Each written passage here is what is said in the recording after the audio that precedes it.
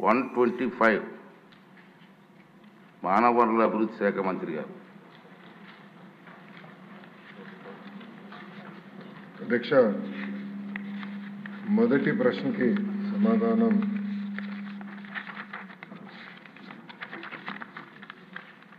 మొదటి విడత కింద 15,713 పాఠశాలల్లో ఈ కార్యక్రమం చేపట్టడం జరిగింది.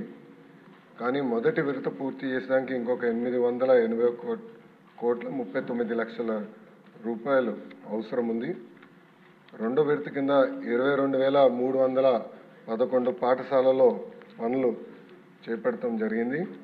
కానీ ఇది కూడా పూర్తి చేసేదానికి 3,907.75 కోట్ల రూపాయలు అవసరం ఉంది.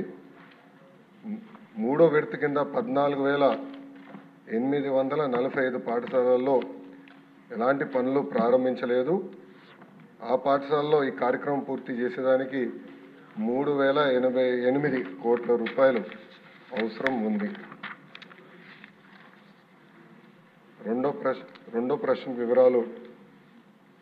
నిధులు కేటాయింపులు ఖర్చులు ఎనెక్షర్ 1లో జతపరిచాం. మూడో ప్రశ్నకి సమాధానం,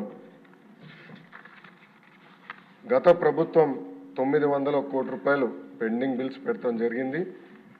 ఈ కార్యక్రమం పూర్తి చేసడానికి 7,877 కోట్ల రూపాయలు అవసరం ఉంది.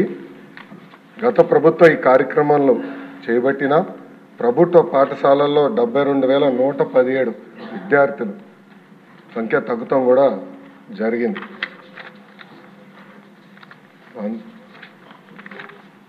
డి ప్రశ్నకు అధ్యక్ష, శ్రీ వి వెంకటరామరెడ్డి గారు అడ్వకేటు 27/11/2023లో ఒక పిటిషన్ వేస్తాం జరిగింది. ఆ పిటిషన్కి సంబంధించిన ప్రాథమిక దర్యాప్తు రిపోర్ట్ MDAPEWIDCకి వస్తాం జరిగింది. కానీ ఫైనల్ రిపోర్ట్ ఇంకా రావాల్సిన అవసరం ఉంది. ఈ ప్రశ్నకి సమాధానం, ఫైనల్ రిపోర్ట్ వచ్చిన తర్వాత యాక్షన్ తీసుకుంటాం అధ్యక్ష. శ్రావణ్ కుమార్ గారు. నమస్కారం అధ్యక్ష. నాడు నేడు పనులకు సంబంధించి